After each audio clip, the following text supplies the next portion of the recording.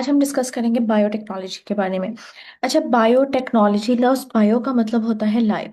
यानी ये एक ऐसी टेक्नोलॉजी होती है या ये एक ऐसी ब्रांच है साइंस की जिसमें हम किसी लिविंग ऑर्गेनिज्म को इस्तेमाल करते हुए कोई ऐसा प्रोडक्ट बनाते हैं जो हमारे लिए फ़ायदेमंद होता है, हमारे फ़ायदे के लिए होता है। ठीक है। तो बायोटेक्नोलॉजी बेसिकली एक ऐसी साइंस होती है, साइंस की एक ऐसी ब्रांच होती है जिसमें हम कोई लिविंग ऑर्गेनिज्म इस्तेमाल करके, किसी लिविंग ऑर्गेनिज्म का सेल इस्तेमाल करके कोई नई चीज़ बनाते हैं और वो चीज़ हमारे इस्तेमाल के लिए इस्तेमाल होती है, इस्तेमाल के लिए होती है और हमारे लिए फ़ायदेमंद होती है।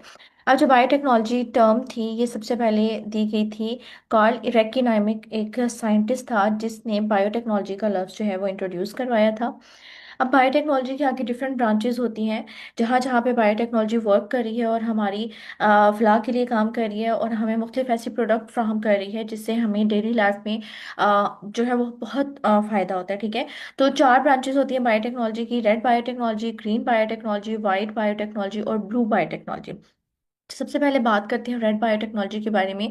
तो रेड बायोटेक्नोलॉजी बेसिकली ये डील करती है मेडिकल और हेल्थ केयर। यानी इस बायोटेक्नोलॉजी के अंदर हम अपनी हेल्थ से रिलेटेड, अपनी मेडिकल से रिलेटेड कुछ प्रोडक्ट्स बनाते हैं जो कि हमारी मुख्तलिफ हमें मुख्तलिफ बीमारियों से बचाते हैं, हमारे लिए यूज़फुल होते हैं। ठीक है।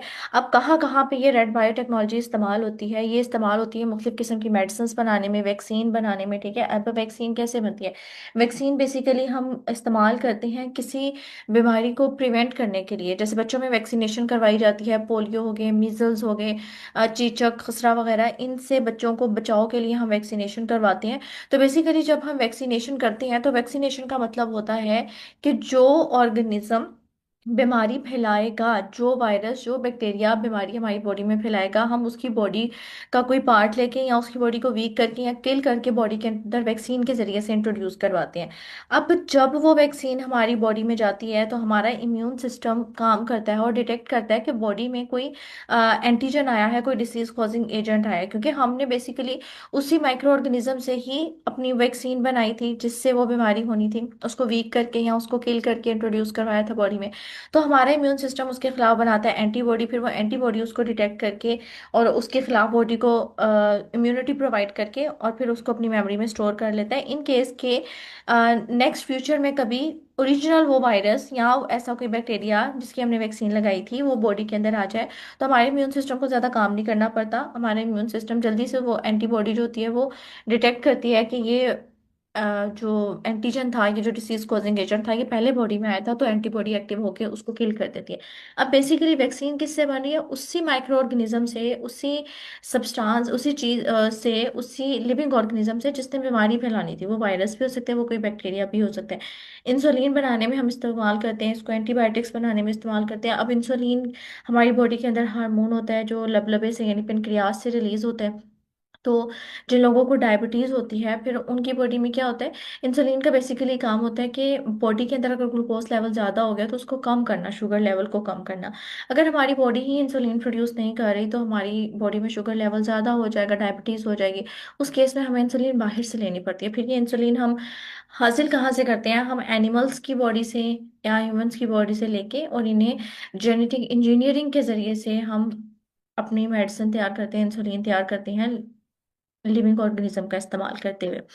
अच्छा, दूसरा रेड बायोटेक्नोलॉजी का जो यूज़ होता है वो होता है जीन थेरेपी में। जीन थेरेपी में क्या होता है कि अगर कोई एक जीन हमारी बॉडी के अंदर ख़राब हो गई है तो उस जीन को रिप्लेस करके उसकी जगह कोई ऐसी जीन लगा देना जो हेल्दी हो। ठीक है। एक जीन हमारी बॉडी में, उसमें कोई फॉल्ट आ गया है, वो ख़राब हो गई है, तो उस जीन को रिमूव करके उसकी जगह पे हेल्दी जीन लगाना ताकि वो जीन जो है फिर नॉर्मल अपना फंक्शन परफॉर्म कर सके और हमारी बॉडी को बीमारियों से महफूज कर सके।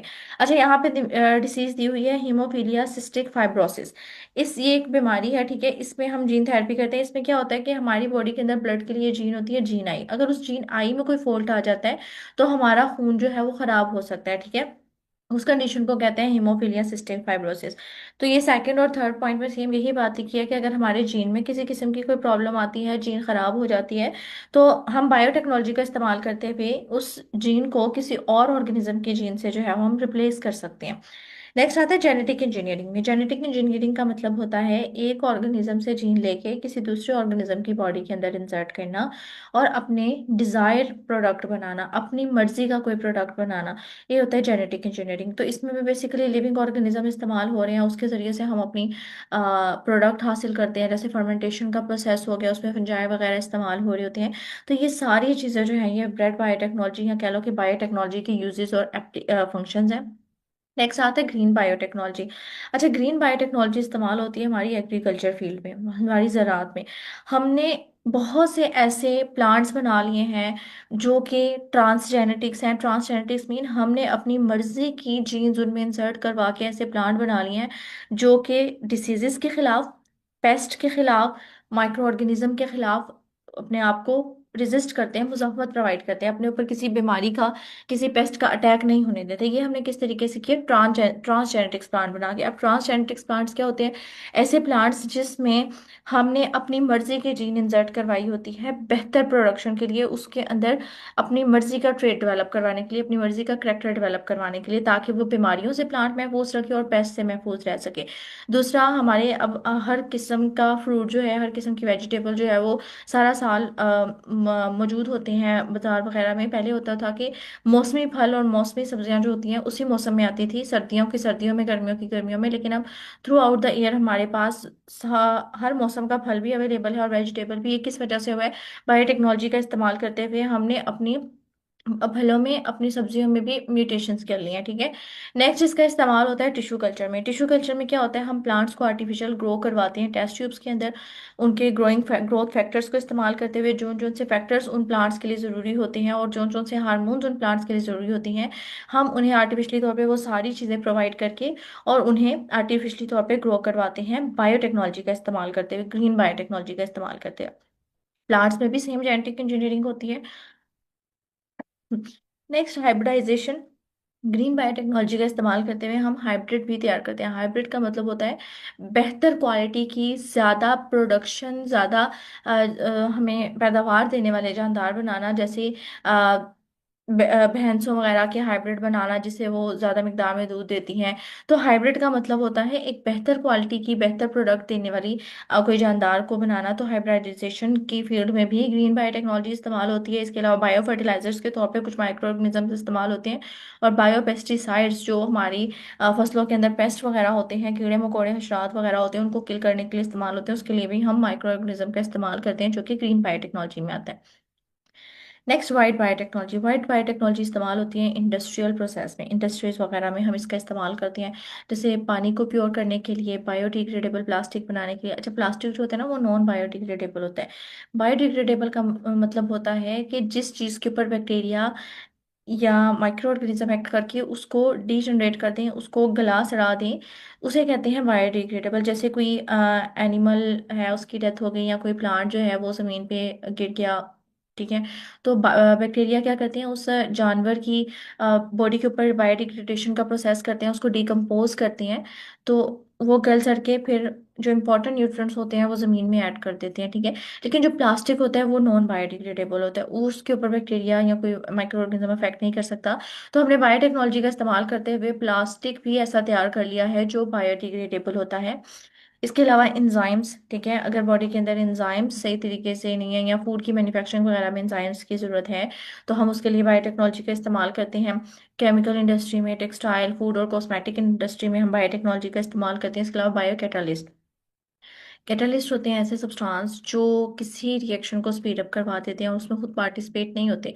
बायो कैटलिस्ट का मतलब है इसमें हम लिविंग ऑर्गेनिज्म का कोई कैटलिस्ट इस्तेमाल करते हैं और उससे हम अपनी प्रोडक्ट को बनाते हैं, किसी रिएक्शन को स्पीड अप करवाते हैं। नेक्स्ट आता है ब्लू बायोटेक्नोलॉजी। ब्लू बायोटेक्नोलॉजी इस्तेमाल होती है मेराइन और फ्रेश वाटर ऑर्गेनिजम्स के लिए।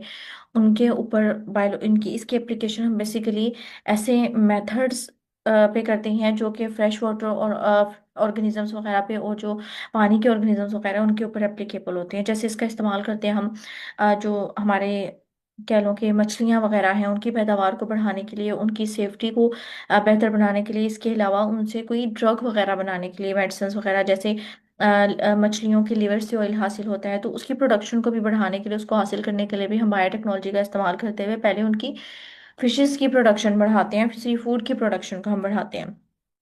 अच्छा, एनवायरमेंटल बायोटेक्नोलॉजी से मुराद है कि हमारी बायोटेक्नोलॉजी जो है वेस्ट ट्रीटमेंट में भी हेल्प कर रही है, इसके अलावा पॉल्यूशन को प्रिवेंट करने में भी हेल्प कर रही है, पोल्यूशन को प्रिवेंट करने में। अच्छा, इसकी एक एग्जांपल आप कर सकती हैं कि लाइकन एक रिलेशनशिप होता है जिसमें एल्गी और फंजाई मिलके रहते हैं।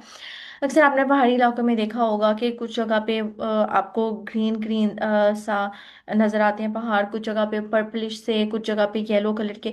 वो बेसिकली क्या होते हैं, वो लाइकन्स का रिलेशन लाइकन्स होते हैं जिसमें एल्गी और फंजाई का रिलेशनशिप होता है। जब इन्वायरमेंट के अंदर पोल्यूशन होती है ना, तो ये लाइकन्स अपना कलर चेंज करके, एल्गी और फंजाई अपना कलर चेंज करके बताते हैं कि इन्वायरमेंट में पोल्यूशन बढ़ रही है। तो इस तरीके से ये पोल्यूशन को प्रिवेंट करने के लिए भी बायोटेक्नोलॉजी इस्तेमाल होती है। ठीक है।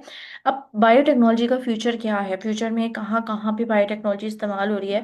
तो फ्यूचर में बायोटेक्नोलॉजी इस्तेमाल हो रही है कि जो बच्चे हैं वो पैदाइश की बजाय हैचरी में प्रोड्यूस किए जाएंगे, यानी एक ऐसी जगह जहाँ पे एग को रख के उसको फर्टिलाइज करवाया जाता है और उससे एक जानदार बनाया जाता है। बेसिकली ये काम अब भी हो रहा है, फ्यूचर तो नहीं है, ये प्रेजेंट में भी हो रहा है। जैसे टेस्ट ट्यूब बेबीज वगैरह बन रहे हैं, तो ये बायोटेक्नोलॉजी की वजह से ही है। इसके अलावा पेरेंट्स इस काबिल होंगे कि वो फ्यूचर में अपने बच्चों की कह लो कि जेंडर खुद सेलेक्ट कर सकेंगे कि आया कि उनका जो बेबी है वो मेल बॉय होगा या वो गर्ल होगा। तो अपनी मर्जी की जीन जो है वो पेरेंट्स इस काबिल हो जाएंगे फ्यूचर में कि वो अपने बच्चों के अंदर अपनी मर्जी की जीन इंसर्ट करवा सके, अपनी मर्जी की जीन चूज कर सकें, कि वो जेंडर भी उनकी चूज कर सकें। ये फ्यूचर में पॉसिबल होने के चांसेस है बायोटेक्नोलॉजी की वजह से। इसके अलावा हमने बायोटेक्नोलॉजी की वजह से ट्रांसजेनिक प्लांट्स और एनिमल्स प्रोड्यूस हो रहे हैं, ये भी प्रेजेंट में काम हो रहा है। मेडिसिन से लेके फूड तक हर जगह बायोटेक्नोलॉजी जो है वो हमारे काम आ रही है, मेडिसिन बनाने में, फूड बनाने में, और भी बहुत से डेली यूज़ के प्रोडक्ट्स हैं जिसमें बायोटेक्नोलॉजी इस्तेमाल हो रही है हमें प्रोडक्ट बना के देने के लिए। अच्छा, कुछ टेक्नोलॉजीज हैं जिस उनमें भी बायोटेक्नोलॉजी इस्तेमाल हो रही है, जैसे साइटोजेनेटिक्स। साइटोजेनेटिक्स का मतलब होता है एक ऐसी ब्रांच जिसमें सेल के अंदर मौजूद क्रोमोसोम्स के स्ट्रक्चर, उसके फंक्शन, उसके बिहेवियर को स्टडी किया जाता है। इसमें भी हमें बायोटेक्नोलॉजी हेल्प करती है। और एक प्रोसेस होता है जीनो जीनो ट्रांसप्लांटेशन। अच्छा, जीनो ट्रांसप्लांटेशन एक ऐसा प्रोसेस है जिसमें एक नॉन ह्यूमन पर्सन से कोई ऑर्गन लेके ह्यूमन की बॉडी में इंसर्ट किया जाता है।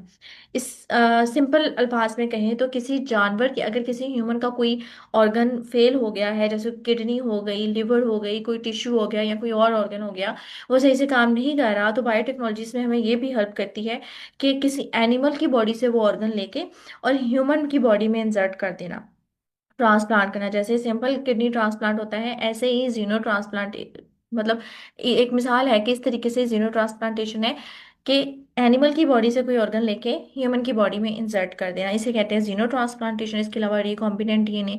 रिकॉम्बिनेंट डीएनए से मुराद है कि मुख्तलिफ जीन्स को किसी डीएनए के अंदर इंसर्ट करवाना, अ, या डिफरेंट जीन्स को मिला के या दो डीएनए को मिला के एक अपनी मर्जी का डिजायर करेक्टरिस्टिक्स डेवलप करवाना, डीएनए ये आता है रिकॉम्बिनेंट डीएनए के अंदर। तो ये सारा कुछ भी बायोटेक्नोलॉजी की बदौलत ही पॉसिबल हुआ है। तो ये था आज का लेक्चर, उम्मीद है आपको